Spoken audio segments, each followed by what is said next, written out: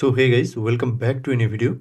এই ভিডিওতে আমরা বাবশুটের মধ্যে যে কম্পেয়ারের টুলটা রয়েছে কীভাবে ওই টুলটা ব্যবহার করতে পারবো সেটা দেখব।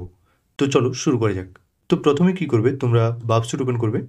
বাবশুট ওপেন করার পর এখানে যে কম্পেয়ারের অপশানটা রয়েছে এখানে ক্লিক করবে।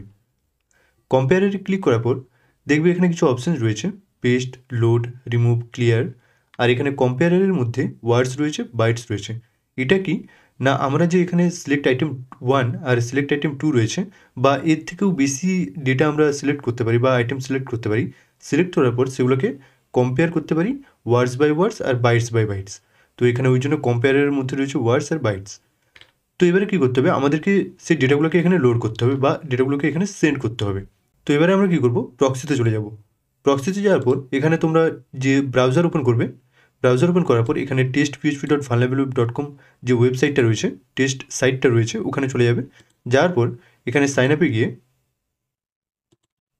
এখানে ইউজার নেম টেস্ট আর পাসওয়ার্ড টেস্টের জায়গায় তোমরা ইউজার নেম ABCD আর যে পাসওয়ার্ড রয়েছে পাসওয়ার্ডের জায়গায় 1 2 3 4 ইউজ করবে।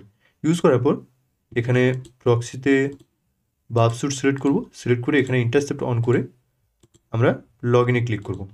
তো দেখবে আমাদের রিকোয়েস্টটা এখানে ক্যাপচার হয়ে গেছে। তো এই রিকোয়েস্টটাকে আমরা কী করব, সেন্ড টু ইন্ট্রুডার করব। করার পর ইন্টারসেপ্ট অফ করব। ইন্ট্রুডারে গিয়ে এখানে দেখবে আমাদের ইউজার নেম আর পাসওয়ার্ড রয়েছে। আর তোমাদের যদি এখানে ডিফল্ট কিছু সিলেক্ট থাকে তোমরা ক্লিয়ারে ক্লিক করে এখানে সব কিছু ক্লিয়ার করে নেবে। তো এবারে আমরা কী করব, ইউজার নেম যে ABCD রয়েছে এটাকে সিলেক্ট করব। সিলেক্ট করার পর এটাকে অ্যাড করব। এবারে পাসওয়ার্ড যে 1 2 3 4 রয়েছে এটাকে সিলেক্ট করব। সিলেক্ট করার পর অ্যাড করব। অ্যাড করার পর আমরা কী করব, এখানে যে অ্যাটেক টাইপ রয়েছে অ্যাটেক টাইপটাকে চেঞ্জ করব। চেঞ্জ করে এখানে ক্লাস্টার বম্ব সিলেক্ট করব। ক্লাস্টার বম্ব সিলেক্ট করার পর এখানে দেখবে পেলোডসে যাব। পেলোডসে যেয়ে এখানে পেলোড সেট দেখবে দুটো রয়েছে।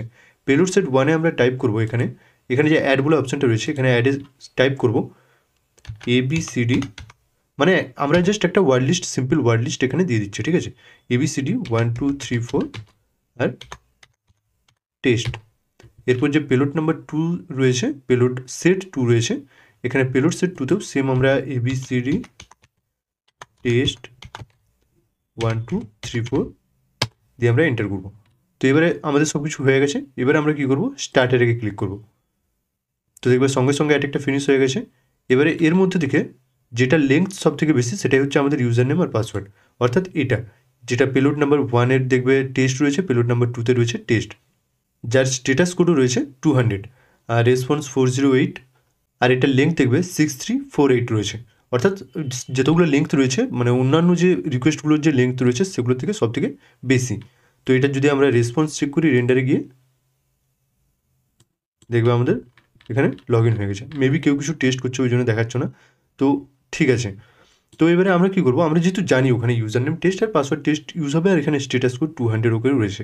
তো এখন কথা হচ্ছে তার যে উপরের দেখবে যে ডেটাটা কিংবা যার নিচের ডেটাটা যেটাই হোক, তো আমরা যদি উপরেরটাই ধরি এখানে দেখবে পেলোড 2-তে রয়েছে টেস্ট আর পেলোড 1-এ রয়েছে 1 2 3 4 আর এখানে স্ট্যাটাস কোড রয়েছে 302 আর রেসপন্স রয়েছে 407, লেন্থ রয়েছে 258। তো এই ডেটাটা আর যেটা 200 ওকে রয়েছে বা আমাদের যেটা অরিজিনাল পাসওয়ার্ড আর ইউজার নেম, তো সেই দুটো ডেটার মধ্যে কী কী ডিফারেন্সেস রয়েছে বা সেই দুটো ডেটাকে আমরা কম্পেয়ার করতে চাই। তো আমরা কী করবো, কিবোর্ডের মধ্যে যে কন্ট্রোল কিটা রয়েছে ওটাকে প্রেস করে রাখবো। প্রেস করে রাখার পর যেটা রিকোয়েস্ট নাম্বার 5 রয়েছে ওটাকে সিলেক্ট করবো।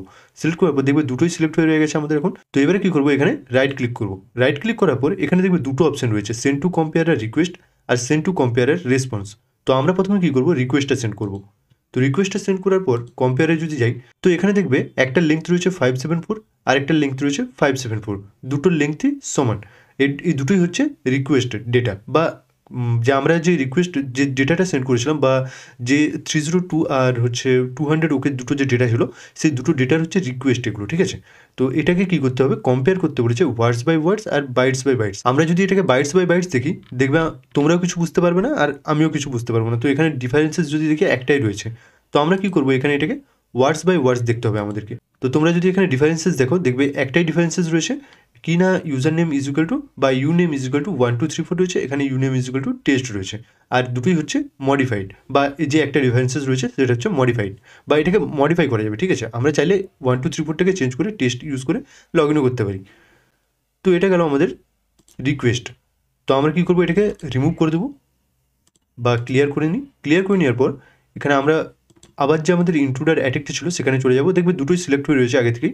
তো আমরা এখানে আবার রাইট ক্লিক করবো, রাইট ক্লিক করার পর এবারে সেন্ড টু কম্পেয়ারের রেসপন্সেস করবো, মানে যে রেসপন্সটা আমরা পেয়েছি যেটা 200 ওকে আসছে প্লাস তোমার 3:2 আসছে, তো সেটাকে আমরা ওই যে রেসপন্সটা আসছে সেই রেসপন্সটাকে আমরা কী করবো কম্পেয়ারে সেন্ড করবো। তো কম্পেয়ারে সেন্ড করলে দেখবে লেন্থ একটা রয়েছে 258 আর একটা রয়েছে 6348। তো এবারে কী করবো এটাকে আমরা ওয়ার্ডস বাই ওয়ার্ডস আমরা দেখবো, কেননা বাইটস বাই বাইটস আমিও বুঝতে পারবো না, তোমরাও বুঝতে পারবে না। তো ওয়ার্ডস বাই ওয়ার্ডস যদি দেখি, দেখবে এখানে টোটাল রয়েছে 9টা ডিফারেন্সেস। কী কী না 302 ফাউন্ড রয়েছে, এখানে 200 ওকে রয়েছে, আর এখানে লোকেশনের জায়গায় রয়েছে সেট কুকিজ, আর এখানে .login.php জায়গায় রয়েছে login is equal to test percentage 2f test. এরপর কন্টেন্ট লেন্থ রয়েছে 14 আর এটার কন্টেন্ট লেন্থ রয়েছে 6095, আর এখানে রয়েছে ইউ মাস্ট লগ ইন। এগুলো হচ্ছে সব মডিফাইড ডেটা। আর এই যে এটা দেখতে পাচ্ছ নিচে যেটা ইয়েলো কালারের যে কোডটা রয়েছে এটা হচ্ছে অ্যাডেড, ঠিক আছে, মানে যেটা আমাদের 200 ওকে যে রেসপন্সটা আসছে ওটা এখানে কোডের আকারে দিয়েছে। তো এবারে কি না তোমরা এভাবে চাইলে যে কোনো ডেটাকে বা যে কোনো কিছু সেন্ড করে এখান থেকে চাইলে তোমরা যে কোনো ডেটা লোডও করতে পারো, তোমাদের যদি ডেস্কটপের মধ্যে থেকে যাবে। ডেস্কটপ বলতে কি তোমাদের যদি ফাইলসের আকারে কোনো যদি ডেটা থাকে তো সেগুলোকেও এখানে সেন্ড করে তোমরা সেগুলোকে কম্পেয়ার করতে পারো। তো এইভাবে তোমরা বাবসুটের মধ্যে যে কম্পেয়ারের টুলটা রয়েছে টুলটা ইউজ করে দুটো ডেটা বা তার বেশি ডেটাকে কম্পেয়ার করতে পারবে। তো ভিডিওটা যদি হেল্পফুল মনে হয় অবশ্যই একটা লাইক করে দিও, আর চ্যানেলে নতুন হলে চ্যানেলটা সাবস্ক্রাইব করে দিও, আর তোমার যদি কোনো কোয়েশ্চেন থেকে থাকে অবশ্যই কমেন্ট করে জানিও। Thanks for watching and I will see you in my next video.